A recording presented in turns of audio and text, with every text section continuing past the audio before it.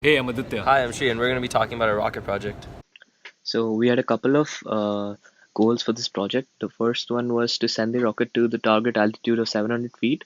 The second one was to send the rocket to that altitude and return the payload, which consisted of the altimeter, camera, and raw egg, back safely to the ground. And the third one was to record a video of the flight from on board the rocket. Minimum lengths for each were 8 inches and 6 inches. The reason we decided on 10 inches was because we felt 8 inches would be too short and require fins that were too big. After setting the body tube length and payload tube length, the next step was to design the fins.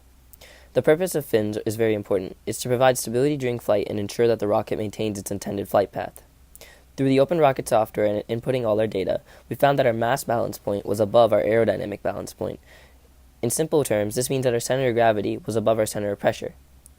To account for this, we made our fins inspired from a tapered swept fin design.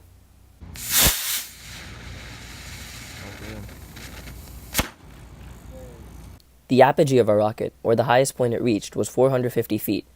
This was lower than our target altitude of 700 feet. Possible factors for lower altitude and deviations from our simulations were fin size, the mass of our superglue wadding and foam, and the weather conditions. Our fin size was larger compared to a lot of other groups' fin sizes, and this could have affected our rocket launch due to the fact that the larger surface area would have resulted in more error had we not glued them on properly. The mass of the superglue and foam was very difficult to estimate, and the mass of the wadding was not taken into account at all in our calculations because they were added on the day of the launch. And lastly, the weather conditions could have impacted our launch significantly, considering that there was a high crosswind on the day of the launch, and that would have affected our rocket's trajectory.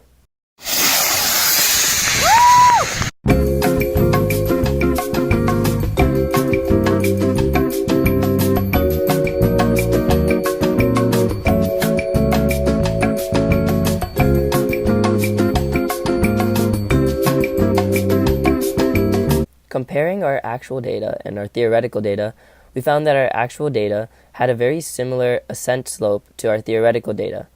The graph, albeit shorter, looked almost the exact same as the theoretical data. However, on the descent, we noticed several strange things.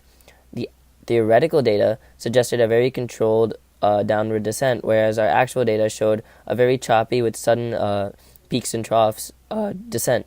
This could probably be due to the fact that there was a lot of wind that day, and that could have resulted in random updrafts or possibly throwing the rocket off course, which would have kept it in the air slightly longer.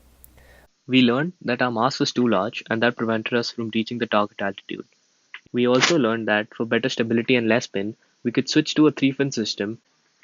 We saw that our payload, which consisted of the egg, the altimeter, and the camera, was safe and remained intact, which indicated the stability of the flight of the rocket. Moreover, our parachute deployed successfully and landed at a short distance from the launch position.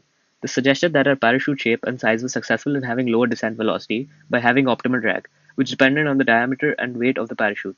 We also learned that although OpenRocket provides a very accurate simulation of the rocket launch by factoring in weather conditions and accurate rocket motor values, solely relying on OpenRocket to design the rocket fins and adding mass accordingly would not be the best method in rocket construction.